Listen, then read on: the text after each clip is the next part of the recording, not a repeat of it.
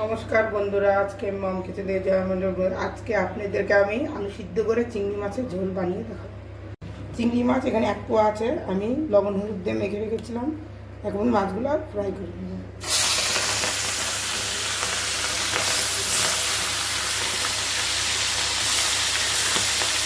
এখানে আমি জিরা নিয়েছি, গোটা জিরা, এখানে টমাটোর আমি এখন পেস্ট করে নিব। জিরা নিয়েছি, টমাটোর, পেঁয়াজ একটা ছোট, কাঁচা লঙ্কা, পাকা রসুন, আদা, এগুলো আমি সব পেস্ট করে নেব। মাছগুলো আমার ভাজা হয়ে গেছে, এখন মাছগুলো নামাই নেব। এই তেলের মধ্যে অল্প একটু তেল দিয়ে দেব। তেল গরম হয়ে গেছে, এখন জিরা দিব, তেজপাতা দিব, মশলাগুলো পেস্ট করেছিলাম এই মশলাগুলো দিয়ে দিই।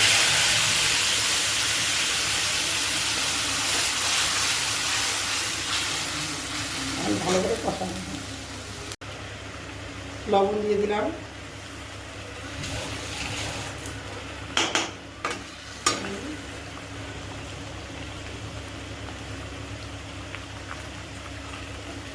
হলুদও দিয়ে দিলাম।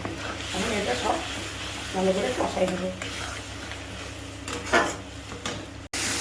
এই মশলাটার মধ্যে এখন আমি আলু আর চিংড়ি মাছগুলো দিয়ে দিই, দিয়ে এখন দিতেই ভালো করে নাড়াচাড়া করে দেব।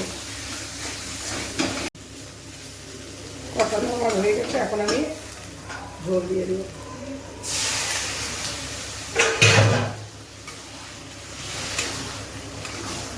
আলু বেলায় চিংড়ি মাছ দিয়ে এইভাবে ঝোলটা খুব স্বাদ লাগে।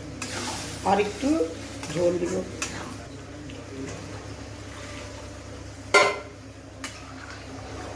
ভালো করে মিশিয়ে দিব।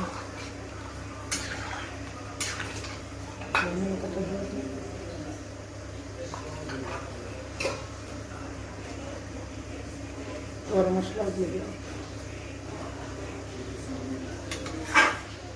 ভালো করে এখন ফুটবে ঝোলটা। হয়ে গেছে আমার আলু গালায় চিংড়ি মাছের ঝোল। এখন আমি গ্যাস বন্ধ করি। আমার ভিডিওটা পছন্দ হলে লাইক, শেয়ার, সাবস্ক্রাইব করুন।